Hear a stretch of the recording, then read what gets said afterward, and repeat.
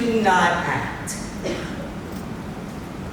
we will surely be dragged down those long, dark, shameful corridors of time, reserved for those who possess might without morality,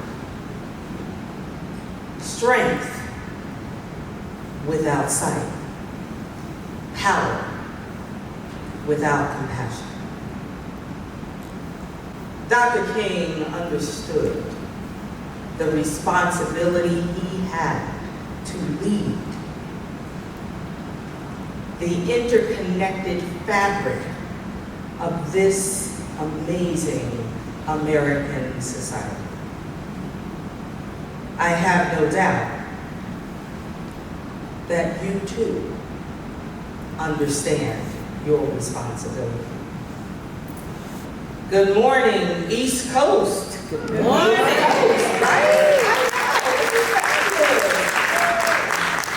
I am so sorry that I didn't get a chance yet to see Marie. I certainly hope I'll see her before I leave. But Larry, you're right. She is phenomenal, right? She's phenomenal. She is truly an incredible leader within our association who understands the importance of standing up and speaking out, not only for our educators and their right to show up and be respected and honored as professionals, but for her students. There she is. I'm talking about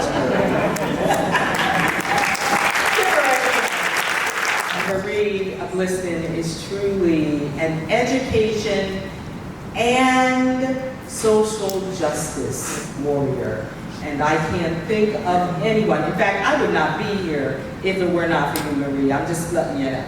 I would not be here. We're about to go off to our huge convention in Houston. But when Marie called, of course I had to come because we're so excited that NJEA is leading on this coast to ensure that we spread this work across the country. So thank you so much, Marie, for your leadership. It is truly my honor to stand before you today representing the 3 million members of the National Education Association who are dedicated to our amazing mission, to unite not just our members, but the entire nation to fulfill the promise of public education so that every single student can succeed in a diverse and interdependent world. It is that part of our mission, unite the nation, that compels us to work together in ways we really never have before.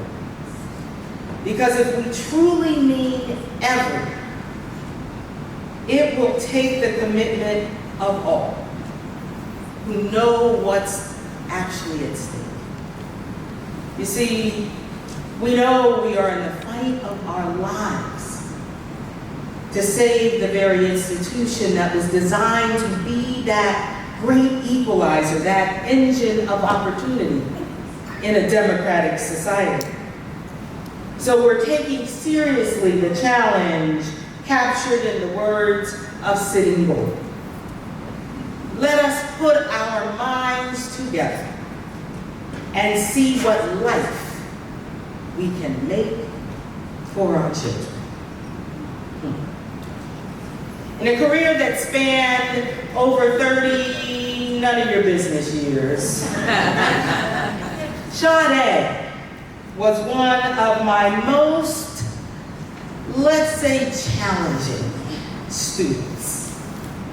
She didn't come to school every day, but I knew when Sade came through my classroom doors, it was going to be a test of my ability to maintain my cool, to thoughtfully consider my responses, to be a professional. Who are we kidding? It was a test to see if I could keep my job. challenged me. She cussed at me. She got under my skin like no child I can remember. And I would remind you that I taught middle school. You know, those babies with attitude. Can I get a witness? Amen. But I was determined to not give up on her. I kept trying to understand her outrage and her defiance and what seemed to be a lack of motivation. I finally realized that her anger wasn't directed at me.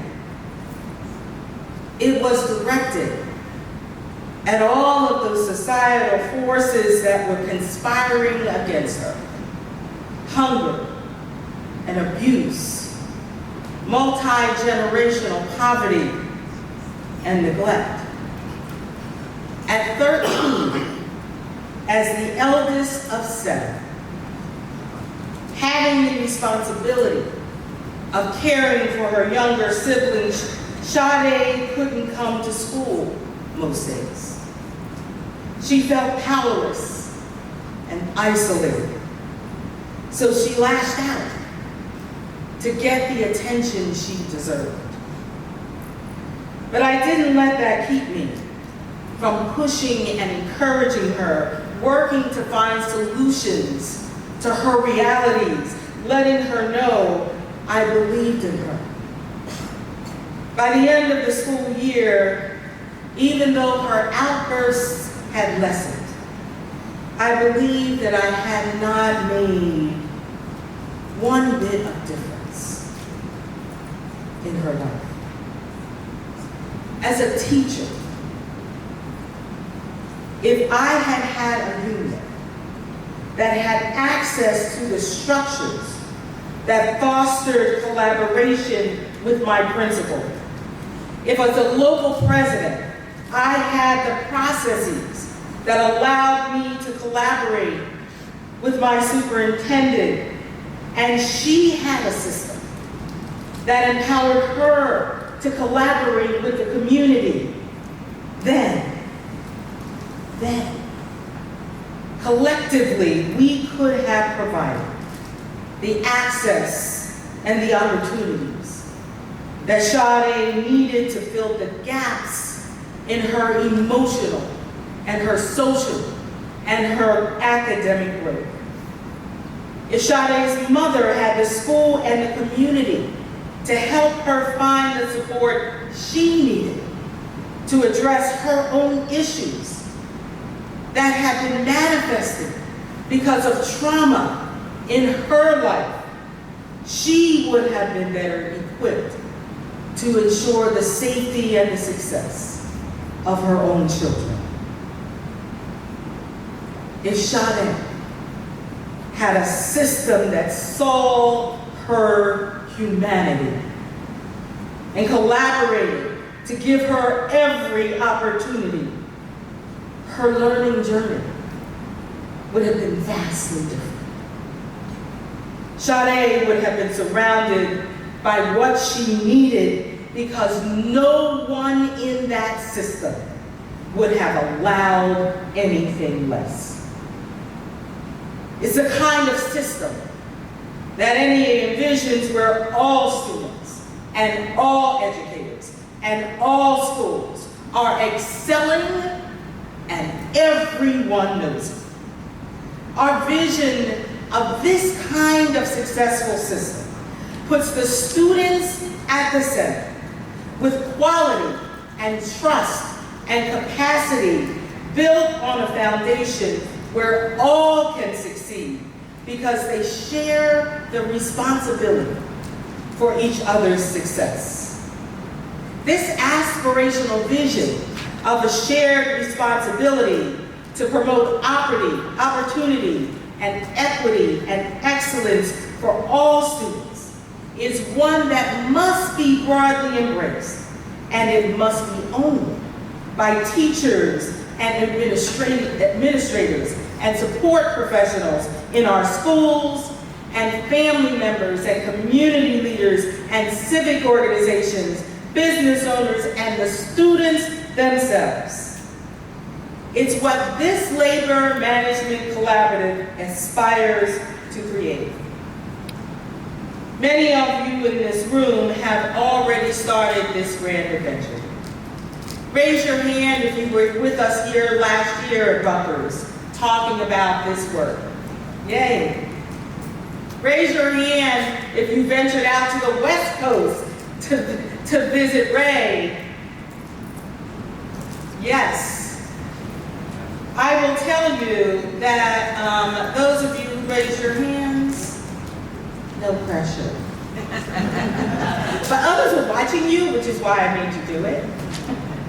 I have no doubt that you would not consider yourselves the experts. But you are leading the way. So I know that folks throughout these next few days will find their way to you. Scott, where you at? Montgomery, where are you? Raise your hand, Scott. Don't try to hide. That's right. He's standing up. That's right. That's right. Come on, bring it on. I have no doubt that Scott and the others will help you as you begin this journey, because here's the thing. We know that now. That when unions are working together as equal partners with school officials and the communities, our students will prosper. This concept is supported by Dr. Daniel Kim's core theory of success. His theory is based on the premise that as the quality of relationships among people who work together increases, so you have that kind of high team spirit and mutual trust and respect, when that increases, then the quality of collective thinking will improve. That means that people will come together and consider a variety of aspects around different issues, and you'll have a greater number of perspectives to consider. When that increases, then the level of thinking is heightened. That means the quality of actions will improve. So you'll have better planning, and you'll have a greater collaboration and coordination, and you'll have higher commitment. If all of that happens, his theory says that the quality of results then will improve. And that's what we are seeking. You saw Saul's graphs on not only student achievement, but teacher turnover. And not just that. You heard him talk about principals gaining power because of their use of distributive leadership. And then you heard him do something that not many researchers are doing. He talked about how union strength actually increased because of this work. The increased collective power to make a difference in the lives of students is undeniable. It's why, as I travel all over the country and I talk to both state and local leaders, I encourage them to take a look at this work, to join us, because the courageous pioneers whose hands you saw waving in the air a few minutes ago have learned how to grow their power and how to influence together to create the kinds of schools our students and our educators deserve. I delivered that same message at the National Conference for our National School Boards Association. You know, those ones that were carrying on earlier? National School Board members? Yeah. They were carrying on at the conference too. And I challenged them too to step up and actually make real this national call to action that many of us have signed on to, not just the NEA, but the American Federation of Teachers and the National Association of School Administrators and the School Boards Associations, these organizations that represent the professional voices of teachers and support professionals, of school board leaders, of principals and superintendents. They are all using their resources and their reach to scope and scale this work.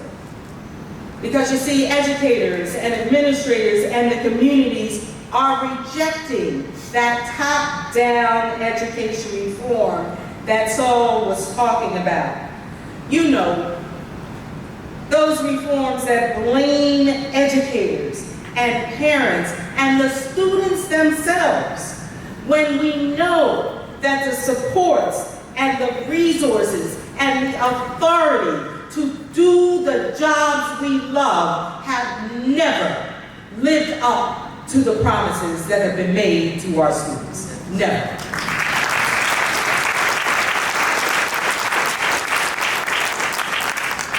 But this moment of collaboration shows us a better way, a reason to hope, that belief in the plausibility of the possible.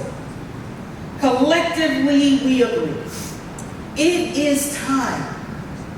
It's time to usher in a new era in education, one that's characterized by professional respect and unity and collaboration for student-centered success. By fostering a culture of learning and joint problem solving in our schools and our districts, the solutions to today's education challenges will arise from within the system, not outside of it. Together as those who are closest to our students and our families, empowered educators won't just reform the system. Because you see, we're not talking about tinkering around the edges. We're talking about transforming a system. We share a responsibility for achieving our common goal. Strong public schools that meet the needs of all of our students and the families we serve. Leading together on this goal requires a system that is designed for collaboration and shared responsibility. I can't tell you how excited I am that tomorrow on your agenda, you will be talking about parents and you will be talking about students. Because we must have a system that honors the assets of our parents and our community. A system that understands the importance of listening to our students and creating a space for their agency so they can own their own responsibility for their learning. At the national level, we see our role as learning from this amazing work that's happening all over this country and identifying what's both unique and very different from all of the efforts that are taking place. So of course, we are creating materials.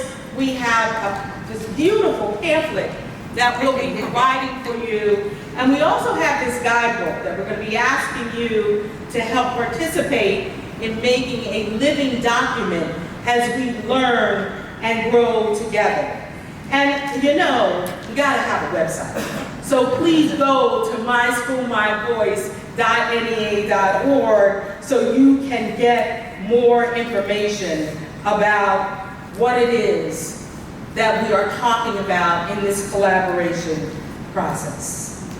You know, what fuels NEA's passion and commitment to this work is this profound question that was posed to us by former National Teacher of the Year, Kim Oliver. She asked us, are you worthy of your students? Are you worthy of your students? Kim understood in the asking of that question the important role, the precious lives we had in our hands. You see, we can't answer Kim's question, yes, as long as one child feels they don't have that right to learn. We cannot say we are worthy of our children as long as inequity and injustice threatens any child's opportunity for success. You see, the structural impact across systems that lead to institutional racism and other social injustices that affect our students' ability to learn can only be remedied if we work in concert with each other. It is the kind of work that requires us to embrace the words of Gwendolyn Brooks. We are each other's business. We are each other's magnitude and bond. So while I've shared with you what we're trying to do within the education system, here's the thing. We can't possibly do this by ourselves. We need all who understand that public education is the foundation of this democracy, that it's everyone's business to ensure that every student succeeds. We need you to commit to the hard work that comes when you include others' voices, when you respect others' creative ideas and unique experience. Together, we must heed the clarion call of Cesar Chavez. There's no turning back. We will win because ours is a revolution of the mind and of the heart. When we've learned the power of acting collectively in the best interests of our students and our schools, we can't turn back.